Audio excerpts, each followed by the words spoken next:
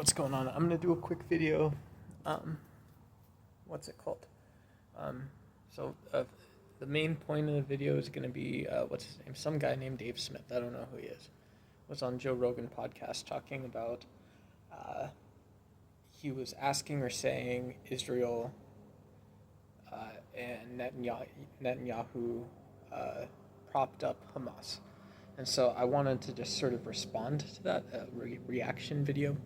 And secondly, in the news, also today in Pakistan, Baluchistan, there was a terrorist attack against, I don't know what was actually hit. I didn't really do that much research, so I'm just mentioning it in case anyone is interested in that region.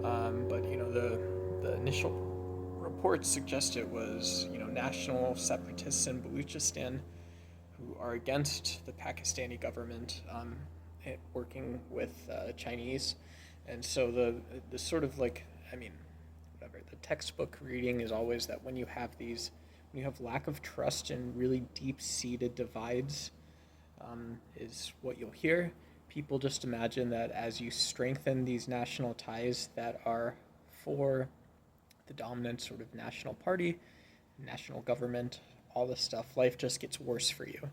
Life gets worse for you, and there's some reason that you believe that that's also going to be distributed as ideology. And so usually those two sort of factors float up. We get weaker, there's something else, and you see these sort of things boil over. And so I think that's the first sort of lead in as well. To the other topic, if you ask like, well, could Israel be? There's really two or three or four ways to go about this. One is just saying, well, is it reasonable that that's not the correct thesis, that Hamas is just this independent organization that emerged out of Palestine, out of Alaska, and all this other stuff? They have all this history. And the first answer is that, yes, that is reasonable. And is it reasonable that given that story they would behave this way? And I think just on the surface, yes, it also is. If you see your strategically, competitively, economically, all these things falling behind, you have a massive, massive incentive. There's like almost no opportunity cost, is how some people see it, to extending conflict, making it as long as possible. It's only been a year. Seems like it's been a long year, but it's only been a year.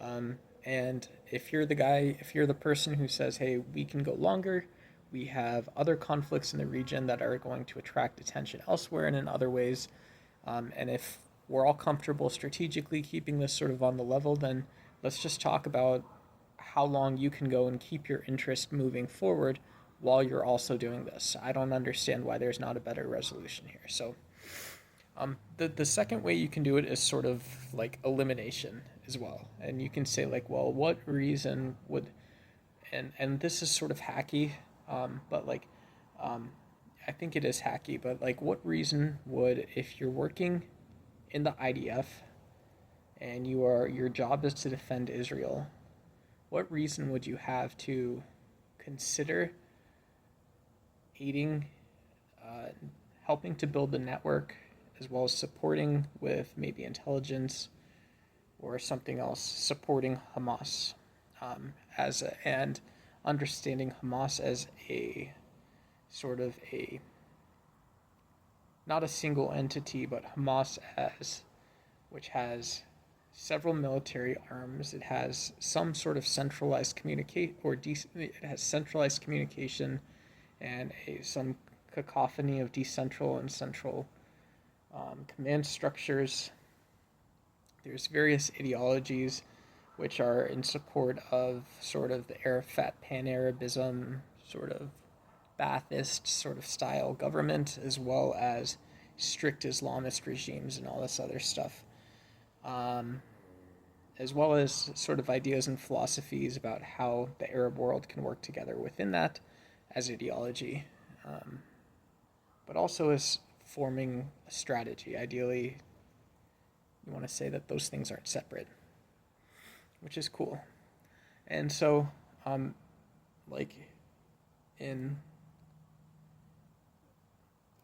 the sort of, I don't know how you would necessarily arrive at this one, but I'm just going to say it, is like Like, okay, Israel could have said, someone in the Israeli government could have said, we need to test our missile defense system as well as test sort of the international appetite and response when we start using other weapons.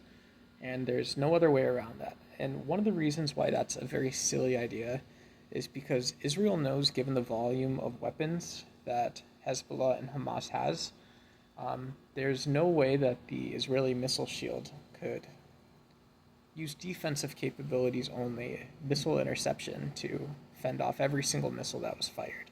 We've already seen that a couple times. Iran knew before the fact as well what level overwhelms Israeli defenses. It's not like it's probably a math problem, and you get this like weird probability of, given a certain volume within a certain time range, you get like some probability of what's actually going to get through, and that's not like a probabilistic number. It's like, okay, plus or minus 20 or whatever, some percent, that's what's getting through. And then the other aspect is, if you're saying, well, Israel just wanted to get into this conflict because they wanted to use these weapons and use the missile defense shield and see if they could plan a conflict strategically, which is also to the appetite of Hamas and Hezbollah. Well, that's also silly, because why would you want to play that card when you don't necessarily have to? And when you know, like, what you would need to think of a decentralized operation within the Israeli government, and that's all it could be, and you can tell me why, then the point of that is that you are basically saying that you would simultaneously really want to cause damage to the infrastructure and the communications and command of Hezbollah and Hamas, but you do not want to somehow engage in a war that's seen as existential by the masses. And so you're always trying to find the button of what would cause a serious escalation, something like we haven't really totally seen. People have argued that we are bumping into that, and we're bumping into the level of state-level leaders endorsing this form of escalation. But when we talk about military command, you always have this almost like weird question of, if we have some other question in mind, then why are we running these scenarios that even bump into these sort of larger risks if we don't have to?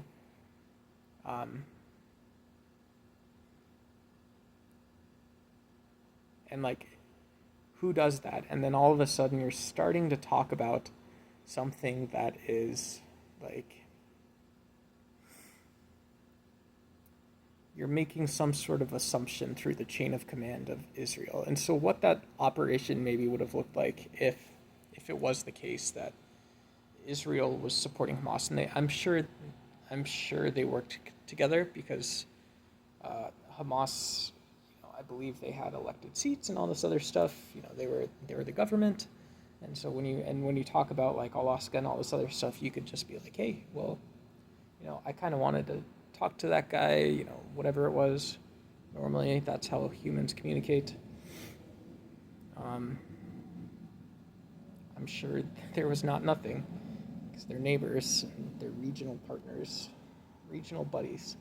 But if that would have happened, you would have had some sort of clandestine behavior before the fact, who was building this network within Hamas and Hezbollah, and likely having them build a inferior position in some ways relative to the rest of the region in terms of information and knowledge of Israel's status. You would have wanted Hezbollah and Hamas to be respected but not seen as a dominant leader, but also be seen as important enough that they would need support.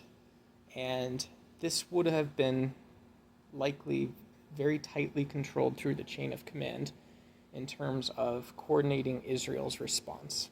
And you would end up with this basically what would result in showmanship with some future guarantee, whether it's a healthier relationship with Iranian backers or with pressure from other groups that are sort of encroaching on this national regional space and running into strategic priorities that could only be for Hamas, and someone believes this or believed that.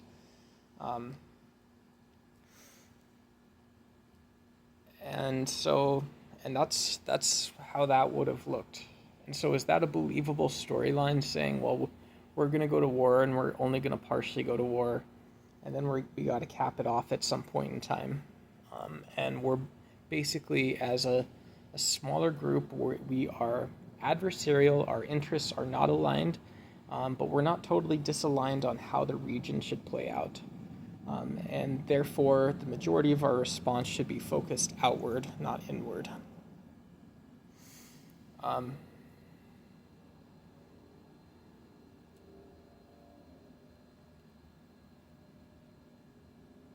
in this case, what it would appear as is that Israel was bracing for a larger engagement, or, just across different partners in the region, or whatever you want to say, different warring factions within this sort of militia environment.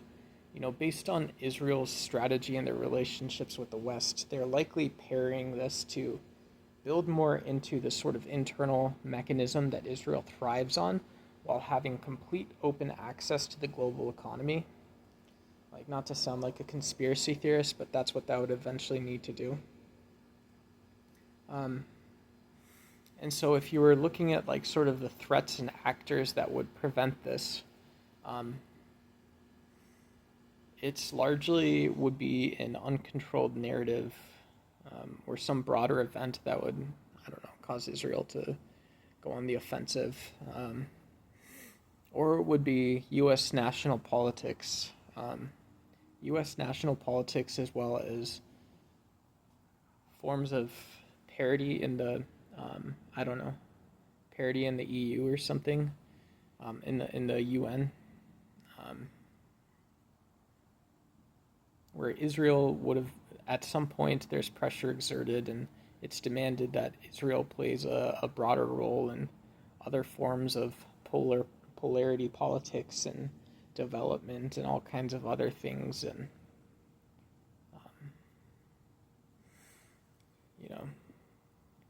they're pushed into non-aggression pacts for some reason, as like a tool to exert pressure over this regional schema. And so everyone says, well, we want to be left alone from internationalism, we're all Zionists or something. We're all Zionists, I guess, it's like the far conclusion. And if you're not a Zionist, you're a Zionist in your own way, you're just somewhere else. And you're gonna like, at the end of the day, that's what's funny about Zionism, is we're gonna prove you're all Zionists and we are as well. We're also gonna prove how stupid this is, like, to some extent. If this is something we have to do to scrub the toilets clean or whatever it is, then we're gonna get through it and do it. And there's always something that's actually more productive. And I don't know, I'm just talking shit right now, so that's the video.